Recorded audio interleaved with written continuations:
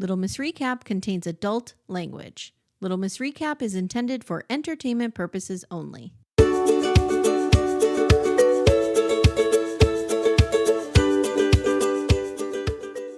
Hi, everyone. Welcome to Little Miss Recap. My name's Amy. And I'm Ashley. Hi, Ashley. I realized I didn't tell you that we do that. And I'm just like, please know to do You're it. Like, go. Yeah. Guys, I'm here with BDF Ashley, fellow Libra. Lover of trash and all things, even though we're so empathetic. I mean, I guess it's a microcosm. We're very empathetic, which, do you have a kitty cat? Yeah. Can you hear her? Yeah. She had babies and she wants freedom. Let me go let her go. Okay. Go ahead. So, we just had to take a quick pause, guys, because Ashley has cats who had babies. Yes, which just fuel my soul. Like, I want all the babies, like a baby animal farm would probably be my dream. So, what is this cat's name? How many babies did she have? Pumpkin, named by my 4-year-old, and she had 4 children, 4 little babies. So, are you going to keep them all? We're keeping one of them because I have 3 daughters and 2 cats currently, and that is being that misnumbered is not good. So does the 2 cats include Pumpkin, or do you have 2 additional cats? It includes Pumpkin. So Pumpkin and Sally are sibling cats. And then you'll have Pumpkin's child. Yes, that they've already named Minxie. Okay. God, we can't let kids name things. You have no idea what my kids named things around here. It was ridiculous. I had a fight with them. We had a cat that I wanted to name Sterling Archer because I love the name Sterling. And I had a big fight with them because they wanted to name it like, I don't know, Toonses or something. And I had to like fight with them to get the name. Yes. So yeah, it's worth fighting over. You know what? I feel like when we give children too many choices, disaster happens. Yes. Yep. And if you give one child a choice and the other one doesn't get a choice, also disaster happens. So I think I'm just going to do like, no one has a say in anything. I am the leader. Authoritarian. It's the way to go. Yes. Speaking of other people, speaking of destroying children, yes. We are here today to talk about Shiny Happy People Season 2, A Teenage Holy War, so I wanted to talk overall thoughts with you because I have to tell you, this stuff has never crossed my radar. I grew up Roman Catholic, but I was like my parents were, I forget what they call those, but where they go just on the holidays. Yeah. When we were very little, they would go all the time. And I went to like CCD catechism class where you just like stayed an hour after mass and you like basically just fucked off with the other kids. Like you didn't learn anything. It wasn't important. Half the time we would skip and go smoke cigarettes down at the Lackawanna River. Like we were not into it. And then once we received confirmation, we just didn't have to go anymore. And I never got into a youth group. I never knew anyone in a youth group. This is like, I might as well be reading about an alien culture because I know nothing about this. So to see it, I'm so outraged, first of all. Yeah. And I'm just like, I have a hard time connecting the dots of how parents let this happen. And I was kind of talking to Amanda about it a little bit. And Amanda's like, well, Amy, they're in the cult. The parents are too. So like that's how it happens. And I'm just like, oh my God. So do you have any experience with this? So maybe not Teen like Mania, but like this crazy youth group stuff. Yeah, like I feel like Mormonism is just like an off brand of this, honestly. Like we had a youth group thing that was kind of like Acquire the Fire that we'd go to during the summer. We had like girls camp. We had what's called Pioneer Trek, where you dress up like pioneers and hike through the woods. I think it's important to remind viewers that you grew up Mormon. Yeah. So like I even think about like watching Acquire the Fire was like, yeah, I see how you get there. Like really, it's just it's just a different brand for sure. So I need to ask you a question. When you see these teenagers all amped up and screaming for Jesus, is it like, to me, it's like they just so desperately wanna belong to something. They're For just sure. looking for something. Do you know what I mean? And you could take out Acquire the Fire and plop in, like, Taylor Swift or whatever, like, it's just something. And a lot of Mhm. them aren't allowed to do things, so, like, they think this is the thing. Does that make sense? For sure, and I think this is very common, like you said, put in Taylor Swift, like, we are creatures of belonging, so having Yeah. everyone together singing the same song, belonging to this, like, thing, this same interest, it already creates this unity, and then you just sprinkle some extremists in there, and that's how we get here, like, in a lot of ways. It was wild. What did you think of the documentary overall? Because 'Cause I'm gonna be very honest, I thought season 1 was better. I thought season 1 was better, but this one, I think it just kept getting worse and worse, but how it ended, it didn't put a pretty bow on the top for me, like season 1 No, and did. I felt like it was kind of all over the place. Yes. Like, it was Mhm. just like, and here's something else, this is what it reminded me of. I got so many student essays like this when I was teaching, okay? It would be like, I used to have them write this essay based on, like, a place that they are tied to in memory and that they love, so I would get a lot of essays about New Jersey, okay? Because most of them were from New Jersey. So, Mhm. I love going to the Jersey Shore because da da da da da, and then this, da da da da da, and then this, da da da da, like, it just felt like that. Here's Yes. what happened. Here's the concept. Oh, and they also do this. Oh, and they also do this. Oh, and they do this. And it's like, can we somehow maybe grab one of these people and just do a narrative throughout or something? It And I didn't felt feel like they were cohesive. started to do that with Ron Luce, and then he just, like, towards the end, just whoop, off the map, like, I had to Google where he is now because it didn't really. Listen to me. Yeah. Ron Luce is public enemy number 3. Okay? Wanna fight Public him? enemy I'm number in. 1, public enemy number 1 is Ethan Plath. Yes. Public enemy number 2 is Cody Brown. Public enemy Yes. number 3, Ron Luce. Ron Luce I'm might be sure worse there's than more Cody above him, but Brown. he's really He bad. Yeah, he might be worse than Cody Brown. Mhm. He Yeah. he's he I will Yes, you're correct, because while Cody Brown destroyed 18 children, this man Mhm. has destroyed legions of children. Yeah, Thousands. Yes, yeah. yes. All right, so we open up with Amy Duggar King, the Duggar cousin that we met in the first season, and she and her husband Dylan are reading Jim Bob and Michelle Duggar's response to the first season. Now, I went off in the first season about what grown man calls himself Jim Bob, but here we are. And they basically blame it all on the woke media. And they say that they want to live their life and their love in a private setting. So that abuse Ashley, can happen. can I ask you a question? How Always. did we meet the Duggars? On a public TV show that they Mhm. volunteered for. Yeah. What a concept. So they want love in a private setting, but they want a paycheck from TLC. How do you reconcile those two things? Was it TLC that it was on? Yeah, right? Yeah, yeah. Uh, I think so. I I never really got into the Duggars because they I just didn't seemed either. so fake that I just kinda skipped over it, but the fact that there's, like, 0 accountability still is just, like, Are digging you themselves a surprised? deeper hole. No, Are you surprised? no. No.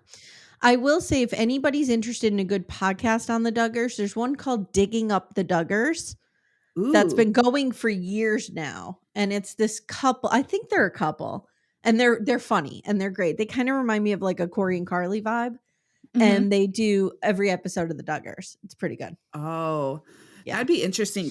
Do they ever have Amy on there? I don't know, know, cause I never watched the Duggars. I've only listened to a few episodes. Do you know what I mean? Yeah. Weren't you surprised to see her on there? Like, when the screens I'm like, "Oh, is she a part of Choir the Fire too?" And I Yeah, kind of yeah, I wish they didn't would know have why. interviewed them more. Like her Well, husband, her because he went to husband, this. yes, her husband's like, "Oh, this was me. I was caught up in this." Yeah. Yeah, and he says something really interesting. He said, "How do you know if you're in a cult?" Or how do you know if you're in a cult if that's your normal? And I was Yeah. like, that is the best intro statement to this whole thing. Yeah. He says, "Unless somebody comes up to you and says, 'It's a cult,' but we know even then, Mhm. people are like, 'No, it's not.'" Yeah, Okay. yeah. So we're introduced to Teen Mania. It is a teen ministry phenomenon. It was one of the, if not the biggest Christian teen youth organizations in America, founded by Ron Luce, dickbag in charge. Hate this guy. Like he's Hate this running guy. around. He is a broke down Rick Springfield. Yes. Mhm. He thinks he is, like, the hair, oh my gosh, like Yep, he's got the mullet, the motorcycle. He probably sings Jesse's Girl in karaoke, guarantee it. yep, with the daddy issues. Yep. Yeah. So we there's three branches of this that we're going to examine in this documentary: Acquire the Fire, Global Expositions, and Honor Academy.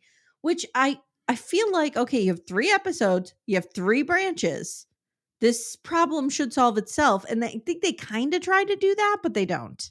Mhm. So we meet Micah and Corey. They're just some of the kids that were deeply involved in these youth groups. And Josh Harris, we meet him. He's a real problem. We'll talk about him later. But he tells us, he's setting the stage here, and he says in the 90s we were flooded with culture, consumer culture, like The Simpsons, MTV, Girls Gone Wild, and it felt like there was a real risk of being assaulted by secular culture. And I thought that was really interesting. And Yeah. remember, when we had, under the Reagan administration, there was this real crackdown on things, and it was a real conservative time in media. And I feel like coming out of that, like if you think about some of the hair bands and the music and the videos around 87, 88, 89, they were getting wild. Mhm. So I think it's a response to kind of that conservative crush of Reagan. Yeah, and And I we never had the lived through PMRC that and everything. because So, I was that's when I was being born, but when I was getting into, like, soft rock or whatever, I remember seeing on iTunes it would be listed as Christian rock, and I'm like, "What?" Like, mm. I didn't even recognize that these so bands originated that way. I want to say in like 1986, 87, there was this organization set up by Tipper Gore called the PMRC. It was like the Parents Music Resource Center, I think it was called. And they're the ones who put the warning labels on albums that are like warning explicit content and stuff like that. And they were trying to like remove rock and roll from the zeitgeist. And you had Mhm. people like Dee Snider from Twisted Sister and stuff like testifying in front of Congress that they should have the right to put out their own music. It was a wild time. Yeah. So basically, I feel like this 90s, beginning 90s culture is kind of a response to that, in my opinion. James Dobson's a real problem. He controls Focus on the Family, which is a real shitty organization. And he's Yes. basically the reason that evangelical kids were subjected to corporal punishment. That's what we hear. Well, and I was looking up him I had never heard of him before, and I was looking him up, and he was like, "Women must stay in the home, like, Oh, do yeah. not work. Mhm. Your only job is to be a mother." He refers to punishing your children like a frog on hot cement is the only way that you'll get them to move is by, like, burning them, basically, Jesus. and people were asking him, like, "My child is bedwetting, should I punish them?" Like, he was the Yeah. go-to guy, Yeah. so makes sense. So it's the rise of this attempt now to infuse Christianity into the larger culture. So you see people, they're rapping about JC. We're Mhm. cool because we can rap about Christ. Who's in the Yeah. house? JC's in the house. Who's in the house? JC's in the house. I'm like, oh God, Wow. make it stop. I've never heard this type of music my whole life, and, I'm grateful for that until this documentary. Well, I will tell you that I'm very familiar with Striper, who they mention later, and we'll get there. Okay. So we meet Phil and Liz Bolts, who I believe are the stars of this entire thing, the brother and Oh, I sister. love them. He looks just like Cam from Modern Family, and she Mhm. is amazing too. Yes. And they're the stars, and they are the children of Ray Bolts, a Christian singer. And Ray Bolts, by all accounts, seems like your average Christian singer. Like he does Yes. inspirational music, he's well known, he's well respected. Like there's no it's not aggressive, like who's in the house? JC's in the house. There's none of that. Mhm. It's like Amazing Grace kind of shit. Yes. So in 1998, the Republicans are in power in the House and Senate, and the evangelicals feel like they are just not traditional enough. And James Dobson sort of starts a movement to build not only leaders, but future leaders And we saw a little bit of this. Amanda and I covered Jesus Camp over Mhm. on our Patreon. I think it's on the $8 tier if you want to listen to it, guys. They were doing this kind of shit then, which was, I think, in that documentary came out in 2006. But that documentary, I remember when George W. Bush was president, like that's in that documentary. And it's the same kind of thing. They're talking about like these kids are going to be voters. Yes. Like So, we have to save this generation. There was a lot of that of like yeah, we got to bring them into the into the fold. fold. Mhm. So Ron Luce, dickbag loser, is an insanely intense person who comes into the zeitgeist on Into the Fire. It's a Christian show. So he's kind of like, he wants to be, you won't get this reference, but like a Rick Dees. Like he just thinks he's cool. Yes. And we see him railing against Striper. So Striper was a band, like we thought they were a regular hair band, and a lot of people lumped them in with like Poison and Motley Crue. They are not. They were Christian rock, but they created probably the best ballad of all time, which is Honestly. And Okay. when that came on at Skate Away, you wanted couple skate with whoever you were crushing on to Honestly by Striper or Open Yes. Arms by Yes. Journey. Those were the two songs. Okay. Mhm. Mhm. So he goes crazy for Jesus, just crazy for Jesus. He wants to, I don't know, do things to Jesus that are unspeakable. That's This guy's Oh, into Jesus. his love for Jesus was like angry though. He was like Yeah. mad about it. Yeah. Well, and part of the problem is he's got all this unresolved trauma from his upbringing, which was really shitty. And like he had, I think his dad left, and then his dad's like, come do drugs with me. Like he had a shitty upbringing.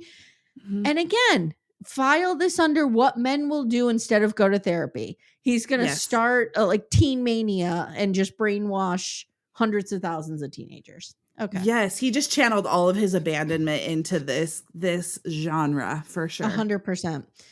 So Ron and his wife Katie start Teen Mania Ministries, and he talks a lot about being worked up and turned on by the teens are turned on by Jesus. And I want to What ask you was that? something. Since you've been in these realms of youth groups and stuff, did Mhm. this feel sexual? Like, do people talk about being turned on for Jesus? No.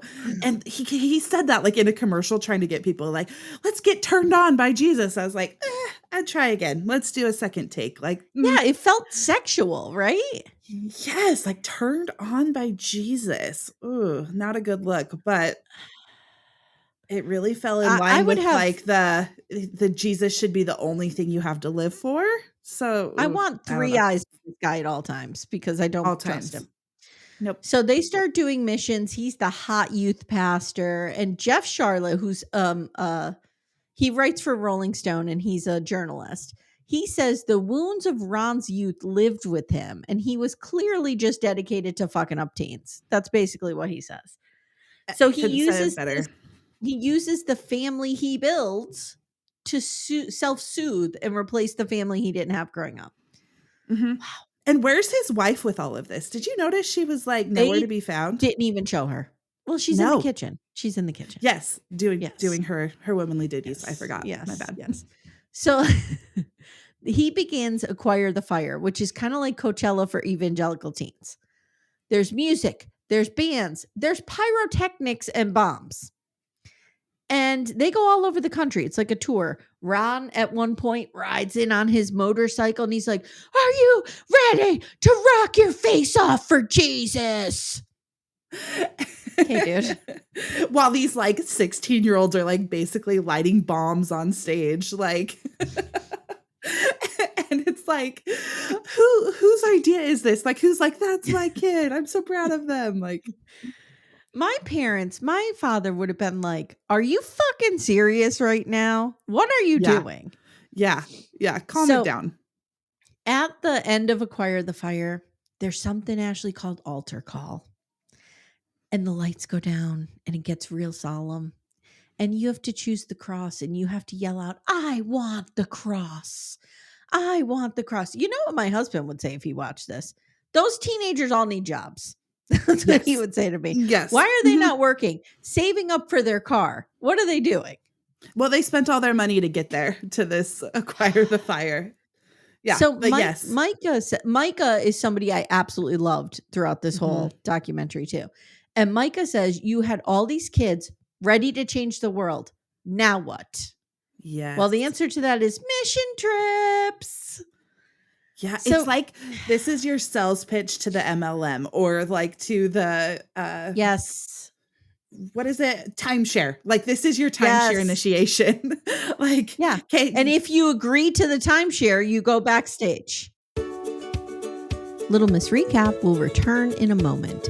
For ad-free episodes, visit littlemissrecap.com/support. So they recruit Ray Boltz to write a song for recruiting teens. I just wrote it's ridiculous. Now here's the mission trips. They're going to these places and they're reenacting these plays. And in the plays, the main character always gets beaten down and saved by a cute blonde Jesus boy. yes. First of all, Jesus was probably not white and probably not blonde. Just Nope. want to point that out. Nope. Um, but they would tell the mimes. So there were mimes involved. They were so creepy. Like I would veer my children away from them if they were in the street. Like, Yes. no. So they tell the mimes, do not move. Don't even itch your nose, or you're going to interfere with the message and you're going to go to hell. So one of the people, I think it's Phil, probably says, I guess if some teams were not lucky enough to see a traveling mime group, they went to hell. Sorry, guys. And you could just see like sweat pouring down their faces. I'm like, I Oh, would fail in 5 minutes. I hate being outside. I Like, hate being hot. nope, yep, nope. If I'm there's a like, bee anywhere near me, I'm going to burn the entire place down. sorry, Jesus, gotta go. Gotta find So some air conditioning. Liz says at one point a woman had one leg shorter than the other. We prayed for her leg to grow and it wouldn't, and we felt guilty about it. Wow. I wonder how Wow. this woman felt about her leg because these teens' testimony wrote on it, and she's just like, I'm good, Jesus. guys. Ah. So Phil Boltz goes to India and gets an appendicitis and basically gets MRSA because he's like attended to in a very rural hospital and they just don't have the equipment they need. And it's real bad. And he flies home. And once Ron Luce finds that Roy Bolt's like son is going to die, he goes to visit him. And he basically signs this book like, you have the marks of a world changer. That is like the mark of Christ on you. Oh, Like, it's like to glorify that he almost died. Like, don't tell that it was our neglect that caused this. no. Yeah. So Phil is so moved by this, he's like, I'm going to join the Honor Academy. And according to Jeff Charlotte, the Honor Academy is the real goal behind all of this. That Mhm. is where that is the training camp for evangelicals. Like that is where they will break you and that is where they will brainwash you. Yeah. That's the goal. Getting kids, it's a pipeline to the Honor Society or Honor Academy. All right. In episode 2, the teens get honor rings and they have the ring, the line, the plan. That's kind of what they talk about here. Yep. They've sold their soul. Yeah. So Ron Luce is just outside in his khakis, hanging around, telling us that the Honor Academy is a 1-year internship for dedicated young people who want to serve God. And we want to help you grow as leaders. And the spark you receive, your passion for God, your heart for the world, it doesn't just stay with you, it affects your whole generation. This guy is so crazy. And for a low cost of Okay. $8,400, I you wanted to can talk come to to you. our Honor Academy. I want to talk to you about this because they keep talking about this costs money. Do they ever say how much? No, I had to look it up. It's Oh, insane. okay. Yeah, so it's 8,400 people for the Honor Academy, for you to go to the Honor Academy. Wait, Um, $8,400? yes, per Are year. you kidding me? Per year. And the mission trips, the low cost mission trips were $3,000 to be exact. I So, have 2 cars in my home right now, one for each of my daughters that we did not spend $8,000 on total. Yes. Oh my God. Yeah, so he is like, "This is the best MLM setup because they want this." They're literally like, Yes. "Mom, if you're saying no to this, I will go to hell." Like, their eternities, like, depend on this, and I can only imagine what parents were doing to get their kids to go there. Oh, yeah. Corey says, what hooked me was take a year of your life and major in God. That was the phrase that got me. Mhm. Any teen that wanted to intern for Teen Mania had to go through the Honor Academy. They were warriors for Christ. They wore the mark of a warrior, says Ron Luce. There was a lot of just militant speak. Yes.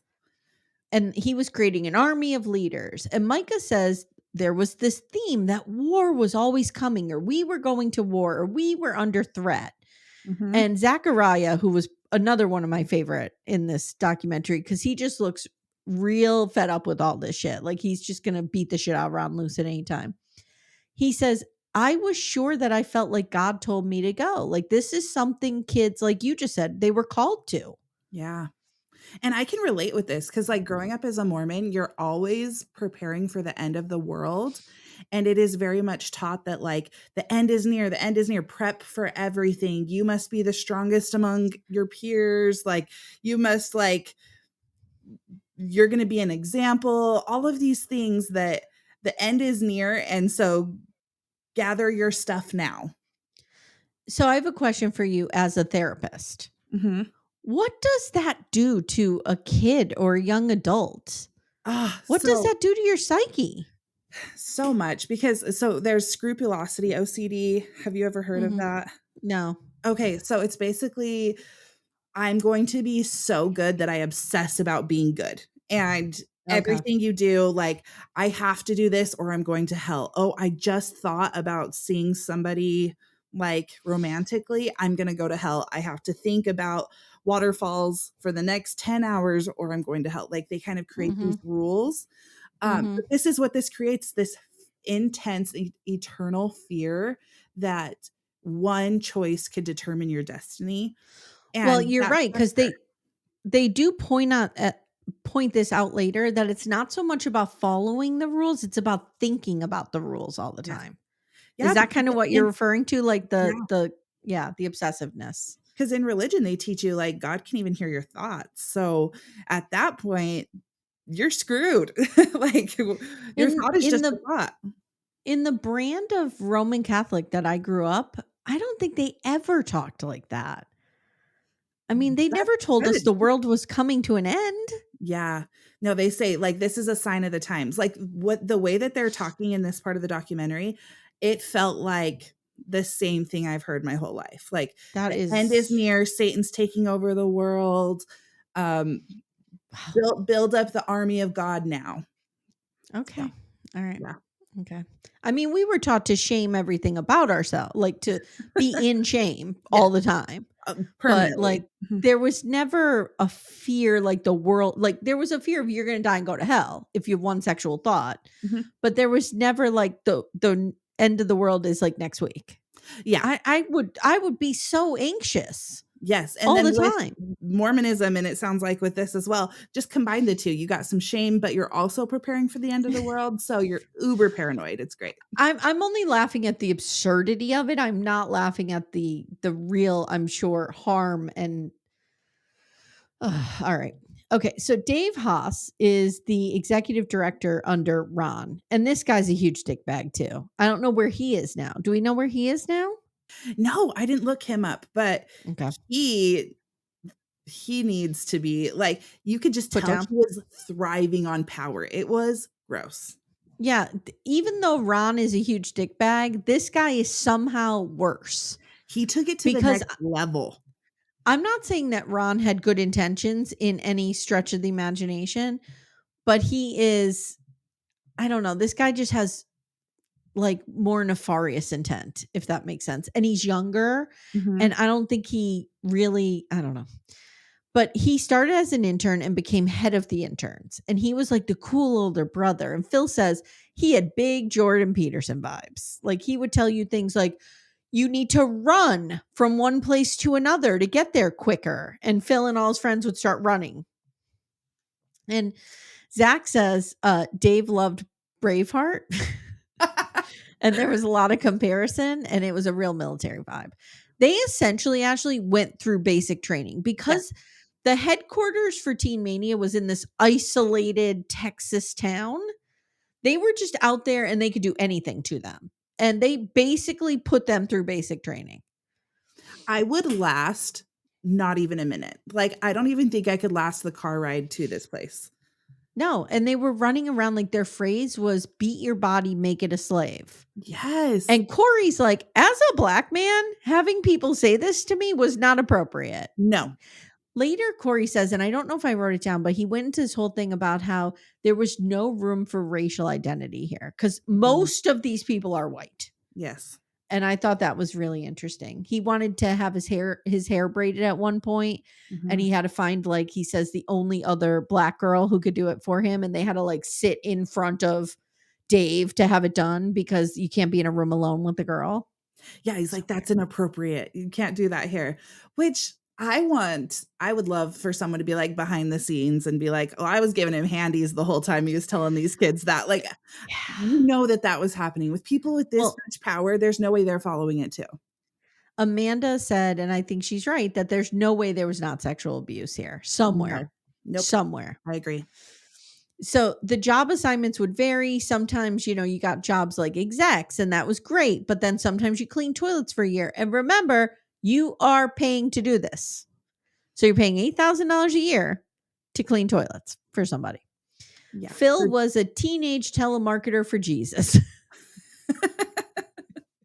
He's He was like, I so was calling up synagogues and being like, do you want to come to acquire the fire? And they're like, we're Jewish. do you know who you're calling? His energy about this was hilarious because 'cause they're I just loved him. cackling and they're like, how did why did I do that?" Like, that is yeah, it was the best. It's interesting, right? Because I think that they they had a much they had a funny point of view, which could just be a response to what they went through. But then you saw like people like Micah and people like Zachary who are just really destroyed and beaten down by this. Like it's Yeah. really, I feel like somehow Liz and Phil, maybe because of their father, Mhm. didn't really see the worst of this.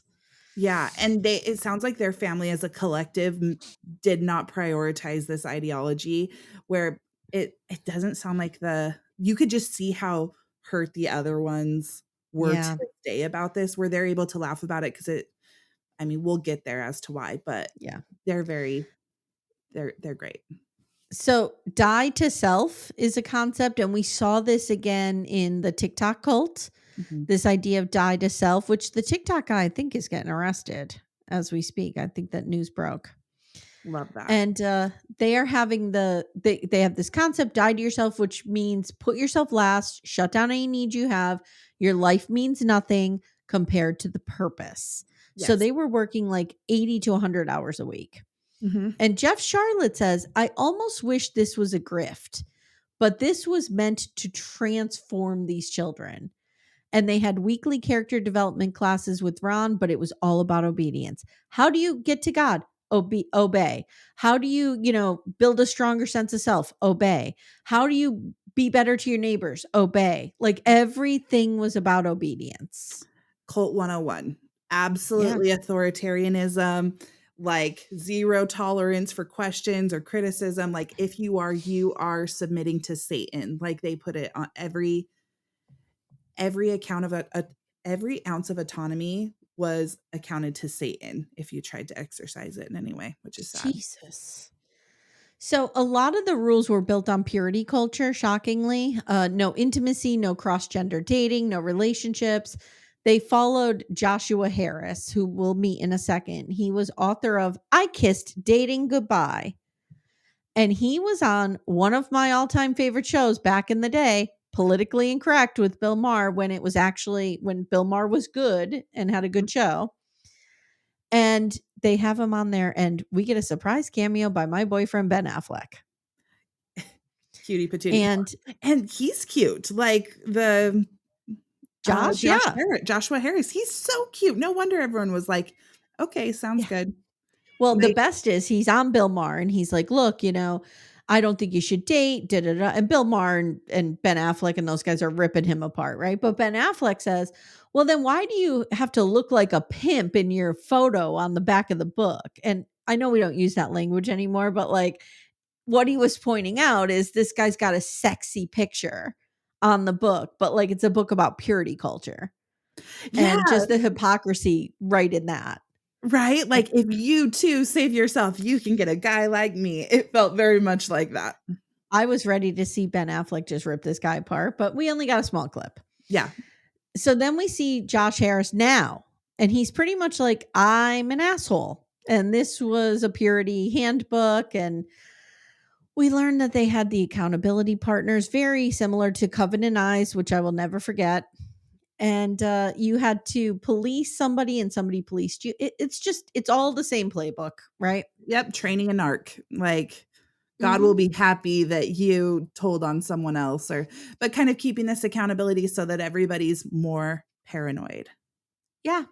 They do gross things. Oh, I did write this all down. They do gross things like there's a group called the Unreached People where they basically go proselytizing around the world and they're taught to lie customs counters. But what they're really doing is going into these quote unquote poor communities of color around the world and trying to spread their white Jesus, right? And Corey says like cultural competency in that space was non-existent. Like you just there was no room for identity, no room for racial identity, no room for culture. None. Well, and that's, I mean, I was taught this as well. Like any other culture, they're just uneducated. Like that they really put that into you of like you are a gift to them. I mean, creating the savior complex a little bit. You are a gift to Yeah. them. Yeah, So I can see that. you can give them the gift of Jesus and teaching them English and all of these things. And so it really it's not Mm. their culture, it's their lack of knowledge, which Yeah, is disgusting. it's gross. So, in what they call a life transforming event, they drop kids off in the middle of nowhere with a 6-foot cross to find their way back to campus. And these kids are like getting in dangerous situations because they're getting picked up by people. At one point, like they get picked up by a cop, they have to put the cross on the top of the car. I mean, it's wild because they weren't allowed to ask for anything. And Zach says, we were a bunch of white kids in the middle of Texas with a wooden cross. We probably looked like we were looking for the sheet store. That that was so funny. Jesus Have you seen Christ. people do this? Because I saw this in Arizona. No. I saw this in Arizona What? where people would be I mean, grew up in a small town, 2 stoplight kinda town, and people would be walking with a cross like this. I don't know if it's connected, but Wait a minute. Are you serious? yes, this was like a very I've probably seen over a dozen of these in my lifetime. Wow. And they weren't all I've seen a teenagers. bunch of teenagers dragging like a keg back into the woods. I've never seen teenagers running around with a wooden cross. Yeah, you know? Wow. Yeah. Okay. So in now here comes the Columbine tie-in, which everybody buckle up. Just a content warning, we're going to talk about school shootings here, Yeah. okay? Yeah. So in April 1999, one night, a huge event is about to happen in Detroit, and the Columbine shooting happens. So there are two people killed in the Columbine shooting that become martyrs. Okay. Rachel Mhm. Scott and Cassie Bernal are two students who are murdered there by Dylan and Eric. And they are turned into martyrs because Cassie supposedly told Dylan, I remember this. I remember Columbine very vividly. I remember this misinformation about Cassie Bernal that supposedly he said to her, do you believe in God? And then shot her when she said yes, which that did not happen. Mhm. It was another student, and he actually let her live. Rachel was real into Jesus, so they felt that she was a martyr. The issue I have with this, and you've talked about, you saw the Rachel Scott project. Yes, I was a part of it. Well, go ahead and talk about that, and then I'll tell you my issue. Okay. So the Rachel Scott Project came to my high school and they picked the most influential kids of our high school to go Mm, to this presentation. They did the, um, you know, if someone were to ask you, do you believe in God? Would you say yes? Would you die for it? We had like gotten these small groups where we basically like trauma dumped anything Okay. bad that's ever happened to us, and we like confessed Jesus. anything we've ever done wrong to these random people. And then they were like, they had us all stand in a line, and they were like, my mom was there too, because they were like, how many of you have ever thought of committing suicide? And my mom stepped forward, and I looked over like, what? Like, Oh, it, and kids that I went to high school with are stepping forward and stuff, and I'm just like, this yeah. they trauma dumped and then said, like, "Here's more ways you can interact with it." With, like, we did a little acquire the fire, and then they were like, "And now what can you do with all of this? Now go amongst your peers, teach them about God, and bring them into the fold, and if someone asks you if you believe in God, you better be ready to die for it." Wow. So, my problem with this whole concept is the concept of a martyr is that they die for or killed for their belief, correct? Correct, yeah. Dave Cullen, if you guys have not read Columbine by Dave Cullen, who is sort of like the expert in the field on this shooting, it is like the book on Columbine. And he has done so much research and he is very, knowledgeable on this. He has debunked, as have many other people, that there was a religious motive behind this shooting. There was not. These kids were just assholes who wanted to do something crazy and get a little bit of notoriety and do this. They weren't targeting specific students. They went in there and just started shooting people. Like it wasn't, so they didn't seek out Rachel and shoot her for her beliefs. That's the problem I'm having with this connection. Do you know Yeah, what I mean? If you want yeah, to honor Rachel because she was murdered and she was a woman of faith, which she was by all accounts, that's fine. But like, she's not a martyr mhm, because she wasn't killed for that belief. She just happened to be killed and believed that thing. yeah, And maybe I'm just going too hard on this, but it's just, I don't know. There's been a lot of pushback from the community about this martyrdom of her because there are better ways to honor her because mhm, she was, like going, and I don't even have a problem necessarily with what they're doing, right? Because they feel, her parents or whoever are doing it, they feel that this is what she would have wanted or they're continuing her work. I don't even have a problem with that. It's tying it to her being a martyr that is kind of and encouraging weird. others to be a martyr, and I just hate how Yeah, I haven't even gotten there yet, but yeah. you know the moment they saw her name on the Honor Academy list, they were Mhm. like, "Sweet." Like, they Yeah. were like, weren't even in mourning for her, her family, they're like, "We can use this." And I think Yeah. that's where it gets really gross. Yeah. Yeah. So now Teen Mania and Ron Luce really get into this and they're like, you should all be wanting to be shot down for God. Like you should all be as lucky and as brave as Rachel Scott. This is scary and gross. Yes. I hate this guy. Mhm. The Honor Academy has something called ESOAL, Emotional Stretching Opportunity of a Lifetime. And it's basically like Navy SEAL week, and they just break you. For Yeah. 90 hours, they just break you. Yep. You have no Physically, identity. emotionally. Yeah. Nope. Yeah, they take your name away. They Yes. give you a number. They're doing push-ups with crosses on their back. They're climbing through mud, going through tunnels.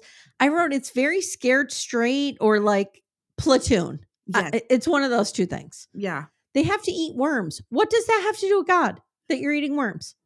It's like they combined Fear Factor mixed with, like, brat camp, mixed with army training, like, all of these Mixed with things. Mensa. They throw Mensa Yes! math Where problems in does that there. come from? Yes. I'd be fucked. I have to be physically fit and know math.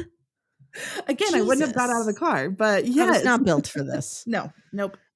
Maybe that's why my parents never bought into any of this. They're like, we can't. She's not gonna. I could barely She won't make it. do what I was required to do, and I thought that was child abuse. I can't even imagine.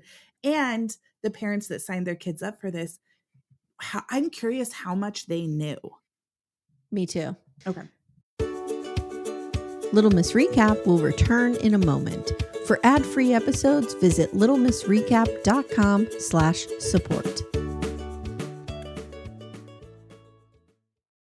So Jeff Charlotte basically says, like, we have now crossed the line into torture. And those kids were traumatized. And they have military men coming in and storming them and like pretending that they're, I don't know, a foreign military or something. It's They're a like lot. pretending that they're getting abducted, that they're kind of having that. It's almost like they took the fear of school shootings and put it Yes. into this where it's like, okay, now Yes. you're getting bombarded. Are you going to stand for God? Are you going to stand for God? They're You're kicking right. you, they're hurting you, they're torturing you. Are you still going to stand for God? Like, it was so messed up. You're right. And then they do this whole thing where they talk about now Ron is getting the attention of the Arlington group, but I don't feel like they made this part explicit enough. Like I didn't understand. I understand what the Arlington group is. It's like this kind of off the radar, uber conservative political action committee, right? Mhm. But like, how do these pieces all come together? I don't feel was very explicit. No, it almost was like, because they were like, this is where it started to get political. Mm-hmm. And it was Yeah, like, maybe. I So don't know. he launches now Rewired, which is basically 12 videotape sessions used for indoctrinating and recruiting teens without the overhead of the Honor Academy or Choir of the Fire. I'm wrong. It's without the overhead probably of Acquire the Fire. Mhm. They need a Honor Academy still. So Yes. you probably watch that and then want to go to Honor Academy. Yeah, they were probably trying to get more people into the Honor Academy since it's 8,000 per kid. 100%. 100%. So they kind of lean on the red pill concept from the Matrix, which we know is the seed of the manosphere. If you go to the garden of the manosphere and dig up the seed that started it all, it's a red pill. It's a red pill, just like Cody Brown's in his bio. Yep. Yep. Yep. These videos Red were pill. so bad. They were so bad. They were They were they were like bad. 90s infomercial vibes. It Like, was they were really bad. so bad. And they're like, it was sleek and well produced. I'm like, was it? What was it? No. And but they took what they were doing in the middle of the cities for their mission trips and just started using that exact same narrative in their Mm-hmm. videos. And Yep. Yes, ma'am. yeah, So no. now episode 3, I'm like, wait a second, Ray Boltz is gay? Yeah, they just threw Yes. that in there. Ray Boltz comes out after a long bout with depression. So Liz and Phil tell us, like, dad came home from tour. He wasn't himself. He was really upset. We got to the bottom of it. He wasn't living his true life. He was gay. We supported him, but the church turned on him. And you're surprised? Like, that's on brand. Yeah. Yeah. Yeah. No wonder He he was starts, hiding it. His whole livelihood depended on it. yeah. He starts touring about being gay and Christian, which is good. I'm glad that's happening. Mhm. Phil says he ran into Ron Luce one day and Ron Luce told him that sexuality is bad. And Phil says, that's the last time I talked to him. That's it. Wow. Ron starts being more outspoken. Now he's on the Capitol steps. We see him on CNN. Christiana Ampore kind of ran into him at one point and she's trying to talk to him. In the early 2000s, if you guys remember, same-sex marriage was a battleground and the Christian right were losing their goddamn minds over this. Yes. Jeff says the thing about fundamentalism is the issues are larger, like women should not have bodily autonomy, etc. And the religious right is scared and they need to realize, or they need to lean on Ron and his army of children. The That's what's future happening. voters of America. Yep. Ron now has the national stage and he creates Battle Cry. What? What? It is, Phil says, It's so acquire the gross. fire on steroids. Yes. More of his anger. Like, I feel like this is when he was like, he was trying to be a dictator at this point. It was gross. Well, I looked him up. He has a doctorate in strategic foresight from Regent University, which is Pat Robinson's sham of a college. Okay. So Okay. there we go. Okay. So the Arlington group and other people start pouring money into this. And they say, if you raise an army, Micah says this, I think, if you raise an army, eventually you have to give them their marching orders because we need to do something. Ron Ew. starts leading these kids in political protests. He goes to San Francisco City Hall, and guess what? San Francisco isn't taking this shit. And they get out there and they protest the protesters. And I'm here for it. I'm here Thank for you, it. San Francisco. Yes, and they're like, "You have all these kids, we're gonna, like, educate you now," which I thought Yeah. was great, where they're like, "I'm gay and I'm Christian, like, come at Yes. me, I bro." loved it. I Yeah. loved it. I love when people come together to combat a message of hate with just love. Yeah, they were the It's calm great. ones, like, Yeah. the San Franciscoians or however you'd say it. San They Franciscans, right? San Franciscans. Becca is probably gonna drive her car off a cliff right now when she Oh, hears me saying this. yes, but they were, like, they were peaceful, they had their signs, they were basically like, "You're not welcome here, have a good day." Mhm. Yep. Danny, one of the kids or one of the women, she was a young girl at the time, gets kicked out of Battle Mania, Teen Mania, Battle Cry, WrestleMania 7, whatever it is at this point. Mhm. And she's like, "You could find a way back in, but like you had to do something to get back in." Ron and Dave had to this is where I'm like, there's got to be some sexual stuff going on here. Yeah. There's got to be abuse. There To earn has to to be. earn it, like, that just felt Yes. icky, but And you can't whenever you have young men around young children or men around young, these closed societies, Mhm. patriarchal societies, it's scary and it's nervous to me. Yep, I don't like it. I yeah, don't like it. and these impressionable minds where they were just I mean, I've already rolled through my own vomit for God, I guess if I have to do that. Mhm. Yeah. Yeah. So Danny's forced to be in a video that looks like a sinful woman is being attacked, but it kind of looked like a gang rape. Yes, It all was because not she kissed not a good. boy. All because she kissed a boy. She She's kissed a having to boy. do this, Mhm. Mhm. and she's gorgeous, her voice is beautiful, like, she did not need Yes. any of these people. No. So Micah starts to break down and was even suicidal at one point and had to eventually leave. Mhm. And it was heartbreaking to leave everything that they believed in. And she tears up about it even now. And basically, I wrote, all of these kids are now broken adults. Like, Yeah. congratulations, you broke them all. I wanted Mhm. to give Micah a hug because I love Micah. you could just see how she was just like, "If I'm doing everything right, why am I still depressed?" And that is seen so much in high control religion where it's like, "I'm promised happiness and I'm not happy. So do I choose myself or do I die sad?" Like, oh, it's so sad. Wow.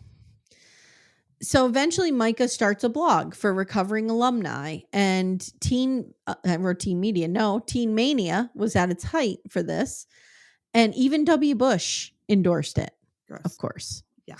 Micah writes the blog anonymously, and people start pouring into the blog with their stories. And Phil and Liz get involved, and all the people we see are contributors. Yes. This is probably height of the blog era. And so Yeah, I'm so proud of her for starting this well organized, like how she did this person's story, this person's story, this person's story. me too. Amazing.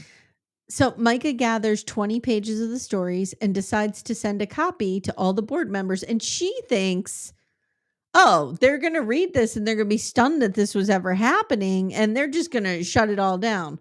Girl, that's not what's going to happen. But they like sicked the dogs on her. Like it is Yeah. so sad. She gets on a conference call with Dave Haas, and Micah's like, have the conditions got any better? Blah, blah, blah. And he's a total dickbag. And Yes. he's basically like, this is a group of 500 teens. Some people are going to get hurt. Some bones are going to get broken. That's not what we're talking about. You are orchestrating these events, like zero accountability. He was basically like, when you get teens together, teens are gonna be teens. Yeah. Yeah. Run around doing push ups with crosses on their back. Yes. What could be wrong? Because they chose to do Very it. similar to, did you watch The Righteous Gemstones? No, but I've wanted to since you guys have talked about it so much. Yeah. Keith and his Calvin, they do the cross on the back. They have to carry the cross, that kind of thing. So Okay. So he's saying he never heard these stories before. And then he's like, what is your heart intent? I feel like you're just out to get me. And she's like, dude, you morally destroyed people. You mentally, I'm sorry, destroyed people. They deny all of it. And Liz says, if they had just apologized, we probably would have went away. Yes. But instead, we went to the press. When he said, "What is your heart intent?" I was like, he's using the language that they use to brainwash to try it Mm, and regain control. That's how I okay. took it. It and the sad thing is if he would have been like, "I didn't realize that it had done that. How can we approve?" Even if he was just blowing smoke, that would have been Mm-hmm. fine. But no, Mm-hmm. he had to completely divert all accountability. Yeah, of course. So Teen Mania goes into full damage control at this point, and they hire Cindy Millette, who had a background in conservative politics. We see her with like Rick Scott, who I'd forgotten. No, Rick Scott. No, what's his name? Rick, not Rick Scott. Who am I thinking of? Now this is going to bother me. Who Um, not Rick Scott, the old governor of Florida. He is. Oh, what's his name? Hold on one second, guys. I'm gonna look it up. Okay, I knew his name was Rick. It's Rick Perry. So we see her like with Rick Perry. We see her, with whatever prominent Texas Republicans. Let's put it that way. So she sets her sights on taking down Micah. She's like, I came into this thinking this is the typical left wing attack on Jesus. And she starts barraging the media with positive messages of good times at Teen Mania, like, kind of shoving the bad ones down. Micah starts getting hate and death threats. Carrie cries, saying, Micah did not deserve that. Micah did so much for us. And then Ron suddenly announces, hey guys, good news. We're giving the property here back to the bank and we're going to move to Dallas. And everyone's like, what? like a You're gift. giving, Like a yeah, you're gift, you know? gifting the property back to the bank. Yes. So Cindy, who's on the inside drafting this press release, sees the foreclosure notice and she's like, he wanted me to lie. He's like a man of God and he's lying. She's And too good at her job. Like, she's so good at her job that mhm, she really could have done serious damage. agree. And Agree. So Cindy's in a meeting and reads about someone being exorcised and she kind of laughs and goes, this didn't really happen, did it? And nobody says anything. And in that moment, she's like, oh no, these people are terrible. They're the devil. So she realizes, I got to do something here. So meanwhile, Ron is keeping money from church groups and shit and was not returning them. So what's happening is he's collecting money for people coming to the Honor Academy, but when they're pulling out because of the bad press, he's not giving them their money back. And Cindy's like, okay, guess what, motherfuckers? I whip out my Rolodex and I'm calling my friends in the press. yep. And she blasts this out. She puts them on blast. 2015 Teen Mania shuts down. And that's it. That's the end of it. But Rod still doing shady shit. Did you look up where he is now? I did. He's, like, part of different churches. He is even doing a new, like, Acquire the Fire. Mm-hmm. And let's see. I'll just read it. Okay. He so what's crazy is I don't know who wouldn't do a light Google of this man and agree to do this, but Right. let's see. He is so they went bankrupt in 2015. From there, Mm-hmm. he launched Generation Next, and Yeah, it's I saw that. leaders across the body of Christ, um, leaders across the globe, kind of a thing. And then he's doing a new project where he's Mm-hmm. written all of these books and he's going out and he's speaking on podcasts and trying to get like a Mm. new culmination of something going. Mm-hmm. It doesn't seem like it. He's back. He's back into his old shenanigans. Yeah, like he's just trying to relight the match. Like he just went and hid for a minute. He's back to play. All right. So let me tell you where our good buddy Dave Haas is. So he is working for something called Bethany Global University, Bethany Gateways, Bethany Partners. This is all Bethany. And he is the president now. Well, so let me read you the little thing. Who we are. Bethany is equipping and sending intercultural disciple makers to bring kingdom transformation in the nations. And there's a picture of Dave Haas with a bunch of black children clinging to him. Like he is literally a blonde white Jesus walking through. We focus on help me, evangelism, church planting, leader development, and missions training. We disciple students, send missionaries, and partner with national workers around the world so the world shall know the name of Jesus Christ. This is the Great Commission. This is trash. That is Mm-hmm. Mm-hmm. the Mm-hmm. Mm-hmm. audacity, I think, Dave, is the best way to. yep. Dave Haas is our 7th president of Bethany. His passion is to see young adults on fire for Christ, equipping them to be ministry leaders around the world. He's also passionate about empowering missionaries to spread the gospel around the world. David joined the university in 2013 as vice president and quickly rose through the ranks. He provided leadership to enrollment. I'm not going to read this whole thing, but he's an asshole. Mm-hmm. Mm-hmm. I'm just going to say that. Oh, would you like to know his qualifications? I would love to. Dave has a BS in education from Oral Roberts University. Okay, because I'm looking at Ron Luce's stuff right now. That's where him and his wife also have degrees too. Wow. Mm-hmm. And he has that good old doctorate in strategic leadership. So, Mm-hmm. we Yeah. know where he's going. Yep. Dave lives an active lifestyle, racing and triathlons. When he's not at work, he loves to read and spend time with his energetic family God has brought together in his mercy. His blended family. Oh, wait a minute. What's going on Ooh, we here? got some spice. His blended family has 6 children, 3 in-laws, and 6 grandchildren.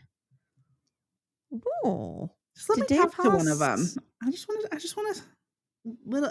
to know the story of the blend. Where did that happen? Yeah, did he get divorced? And how does that happen?